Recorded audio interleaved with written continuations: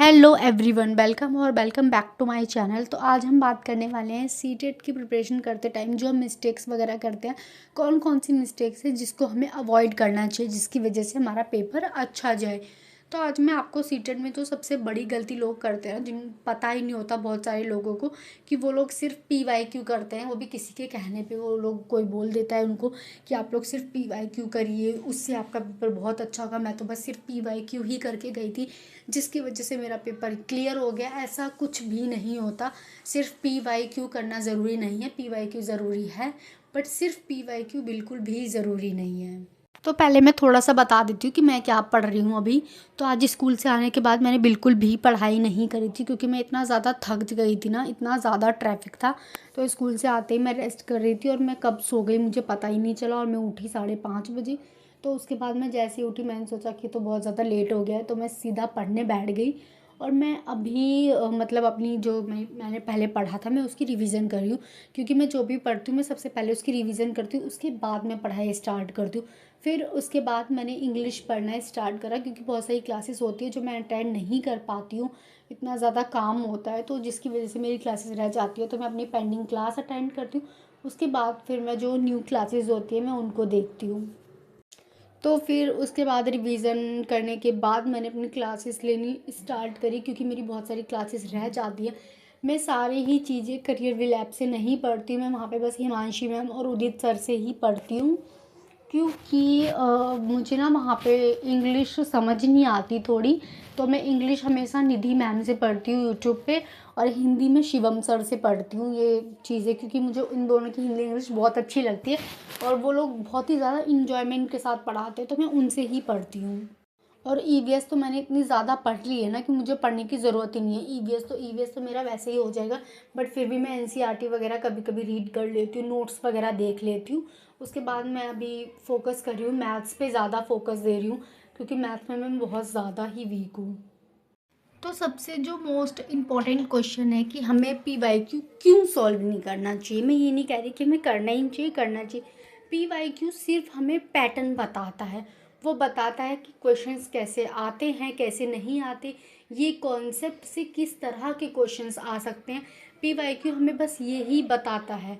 अगर concept clear हो तो नए क्वेश्चन भी सॉल्व हो जाएंगे।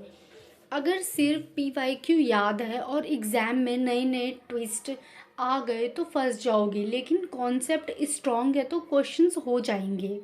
PYQ प्रैक्टिस के लिए काम आता है, और अगर आपका फाउंडेशन स्ट्रॉन्ग होगा तो क्वेश्चंस अपने आप हो जाएंगे और आपकी प्रैक्टिस भी काम आएगी। लेकिन अगर आपकी कॉन्सेप्ट ही क्लियर नहीं होंगे, आपका बेस ही अच्छा नहीं होगा, तो फिर आप PYQ से कितनी भी प्रैक्टिस कर लो आपसे क्वेश्चन सॉल्व नहीं होंगे। क्या करते हैं, जब हम लोग PYQ सॉल्व करते हैं तो हम देखते हैं अरे हम ये वाला क्वेश्चन सॉल्व करे थे लेकिन इसका आंसर तो हमारा गलत आ गया, हमने तो गलत टिक करा है। तो हम क्या करते हैं, पीछे से जाके आंसर्स देख लेते हैं, टिक कर देते हैं। हमें लगता है ये कॉन्सेप्ट हमारा क्लियर हो गया, हमें उसके पीछे की वजह भी तो जाननी होती है कि ये क्वेश्चंस कैसे बना, इसके पीछे का कॉन्सेप्ट क्या है, इसके पीछे का रीज़न क्या है इस क्वेश्चन को देने का। और ये थ्योरी बेस्ड होता है, तो इसमें आप जितनी थ्योरी पढ़ोगे, जितने कॉन्सेप्ट क्लियर करोगे, उतना ही अच्छा है। और जो सबसे इम्पॉर्टेंट बात होती है, अगर आप लोगों के कॉन्सेप्ट क्लियर हैं तो आप लोगों की रिवीजन भी आसान हो जाएगी।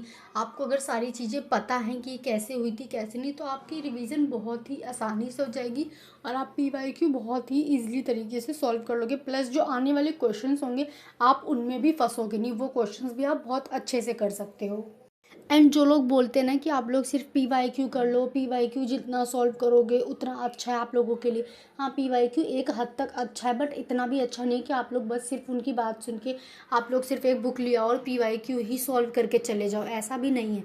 आपको कॉन्सेप्ट भी पता होना चाहिए। सीटेट में कभी भी सेम क्वेश्चन नहीं आते, हमेशा प्रैक्टिकल और कॉन्सेप्ट बेस्ड क्वेश्चन आते हैं। अगर आपको कॉन्सेप्ट नहीं पता तो आप बहुत ज़्यादा कंफ्यूज हो जाओगे, आप ऑप्शंस पे सही ऑप्शंस पे टिक नहीं कर पाओगे। ऐसा नहीं है ना कि आप लोग सिर्फ MCQ टाइप के क्वेश्चंस या PYQ करके चले गए और आपको ये थ्योरी वगैरह पता ही नहीं है कि प्याजे ने कौन सी थ्योरी दी थी, वाइगोस्की ने कौन सी थ्योरी दी है, किसने किस स्टेज में क्या कहा है क्या नहीं कहा। अगर आपको ये सारी चीज़ें क्लियर ही नहीं है, क्या पता आपने जो PYQ सॉल्व करा उसमें ये सारी चीज़ें ना हो, तो आपको पता कैसे चलेगा। जब आप कॉन्सेप्ट पढ़ोगे अच्छे से, उसकी रिवीजन करोगे, एनालाइज करोगे, सारी चीज़ों को देखोगे, जब भी आपको पता चलेगा कि आपको किस तरह से पेपर को सॉल्व करना है। जब आपके कॉन्सेप्ट क्लियर होंगे तो आपका पेपर भी आपको ईजी लगेगा और आप अच्छे से कर लोगे उसको। देखो सिंपल सी बात ये है, PYQ सॉल्व कर लेना काफ़ी नहीं होता। PYQ पैटर्न समझाता है, लेकिन कॉन्सेप्ट आपकी थिंकिंग बताता है कि आप किस तरह से सोचते हो, सामने वाले ने किस तरह की थ्योरी दी थी।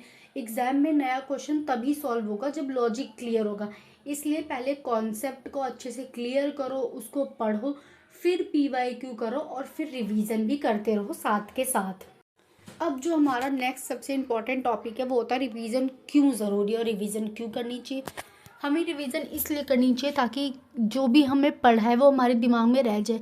हम एक बार सिर्फ समझने के लिए पढ़ते हैं कि हमने पढ़ा और हमें समझ आ गया, ठीक है, बट वो चीज़ें हमारे दिमाग में नहीं रह जाती। हमारे दिमाग में वो चीज़ें जब रहेंगी जब हम लोग उसकी बार बार रिवीजन करेंगे। एग्ज़ाम में कन्फ्यूज़न कम करने के लिए भी हमें रिवीजन करनी चाहिए।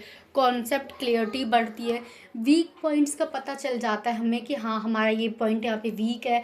अगर हम रिवीजन करते हैं तो हमें पता चल जाता है हमें ये क्वेश्चंस नहीं आ रहे हैं, हमें ये चीज़ नहीं आ रही। वरना एक बार तो पढ़ के फिर हमें यही लगता है ना कि हम समझने के लिए पढ़ते हैं कि वाह हमें तो सब कुछ समझ आ गया तो अब तो सही है, बट नहीं, ऐसा बिल्कुल भी नहीं है। हमें वीक पॉइंट पता चलते हैं।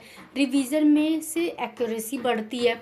सिर्फ पढ़ना काफ़ी नहीं है, एग्ज़ाम में स्पीड, करेक्ट आंसर चाहिए, स्ट्रॉन्ग होना चाहिए कॉन्सेप्ट आपका, इसलिए हमें बार बार रिवीजन करना चाहिए। और रिवीजन करने से हमें कॉन्फिडेंस भी आता है, टाइम भी बचता है, हम टाइम मैनेजमेंट करना भी सीख लेते हैं। अगर आपने पेपर सॉल्व कर रहे हो PYQ और आपने टाइमर लगा दिया कि इतने टाइम में मैं क्वेश्चंस कंप्लीट कर लूँगा या 150 क्वेश्चन में कर लूँगा, तो उससे आपकी टाइम स्पीड मतलब वो भी बढ़ेगी। तो इस वजह से हमें बार बार रिवीजन करना चाहिए।